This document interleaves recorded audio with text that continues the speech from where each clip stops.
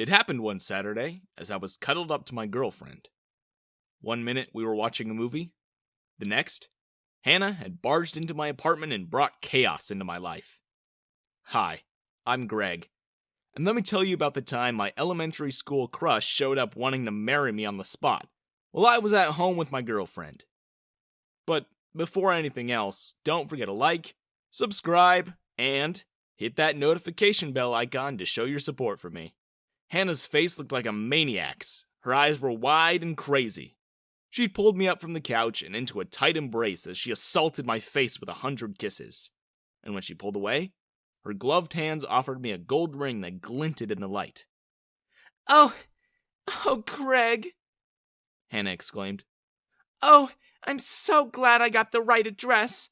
I thought for a second I'd gotten lost, but the nice old lady told me you lived round here and pointed your house out for me. Oh, I'm so happy I found you. Finally! Now, are you ready? Huh? Ready? I asked. Why was she in a wedding gown?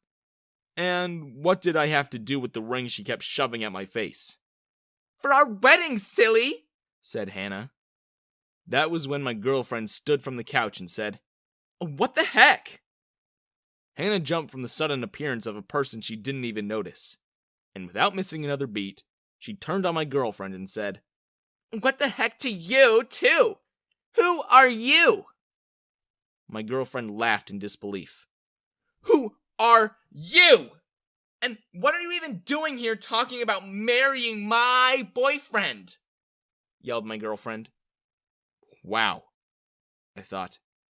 That went from 0 to 160 pretty quick.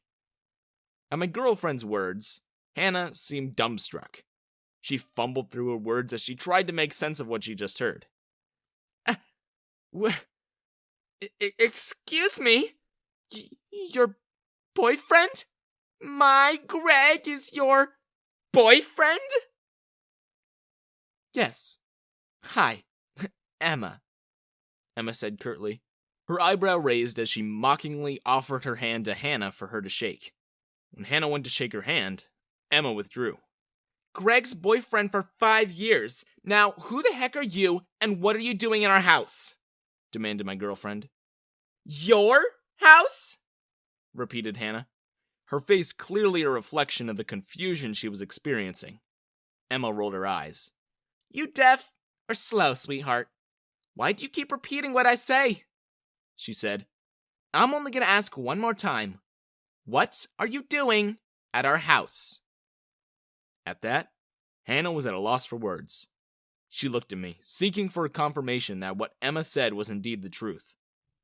I nodded. To be honest, I felt a little bad for her. I could see she was clearly embarrassed. But who just randomly drops by to a guy's house and expects him to be ready to get married? Like, who does that? I haven't even heard from her in almost a decade. And then a gaggle of girls came in, all dressed in gowns and chanting, Hannah's getting married! Hannah's getting married! They were shortly followed by a priest. The three of us just stood there, awkwardly. I buried my face in my hands. When the newcomers saw the looks on our faces and the tense energy in the room, they grew silent. One by one, the girls, followed by the priest, slinked back out of the apartment. What in the world, Hannah? I exclaimed in exasperation. You brought a priest? I shot a glance at the door and saw Hannah's bridesmaids peeking from the edge of the doorframe. As soon as they saw me turn my head, they disappeared again behind the walls in a cartoonish manner. How the heck did my weekend take such a ridiculous turn? Hannah sniffed. It sounded like she was about to cry. Remember that letter you sent me when I moved away? I didn't see how much you meant to me then. But I know now. I've read and reread that letter so many times in the past year. And I knew I had to find you. It was the first thing I did when I got back. You said you would love me forever. You said I was the one you wanted to marry. That you'd wait till I came back, and then we'd get married. That was 8 years ago, Hannah. Did you really expect me to just do nothing and just wait to hear from you? I didn't even know you were still alive! Jesus! I could see that Emma had more than enough of the insane situation. She tutted and simply said, "Get out. Get out of our house!" And when Hannah didn't move from where she stood, Emma yelled, "Get out! Get out right now, you crazy piece of work! Get out or I'm calling the police!" The mention of the authorities seemed to snap Hannah out of her stunned state. She turned on her heel, and before anyone else could say another word, she was out of the door. We could hear her bridesmaids-to-be chasing after her and calling out in concern, "Hannah! Hannah, come back! Hannah, are you okay?" That night, dinner was a bit more tense than usual. Emma kept shooting me looks of derision. I wanted to apologize, but what was I gonna apologize for? I didn't do anything. So I said, "What?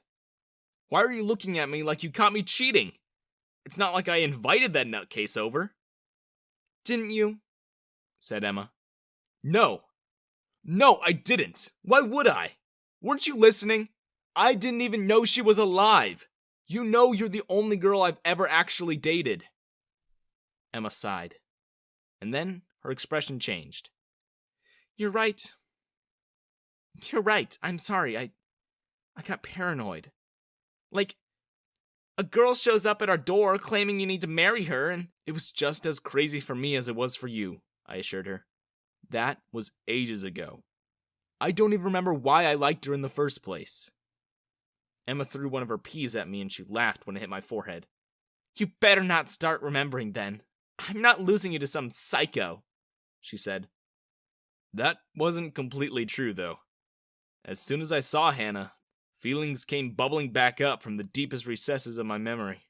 She looked as beautiful, if not even more beautiful, as she did all those years ago. And despite how crazy she acted that day, I couldn't help but admire how hot she'd become. I tried really hard to push those thoughts back down. I love Emma. I really do. She was there for me every day of the 5 years we were together. I wasn't just gonna throw all that away for some pipe dream that I had when I was a kid.